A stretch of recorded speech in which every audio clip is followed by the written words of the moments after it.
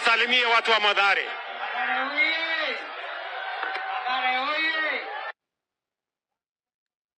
Kwanza kabisa tunashukuru Rais kwa kutembea hapa.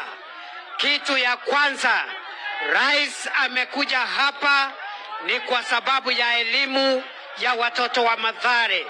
Elimu ndio itasawazisha watoto wetu wote wa Kenya ili tuwe taifa nzuri.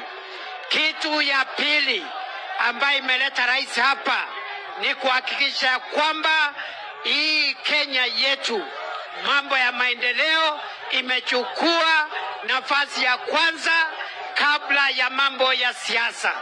Jambo la mwisho ambalo limeleta Rais hapa ni kusema ya kwamba ili nchi yetu isonge mbele lazima tuwe nchi moja, taifa moja, tuachane na ubaguzi wa vyama, ya ukabila, ya dini, tuwe taifa moja. Mathare, asanteni sana, Mungu awabariki.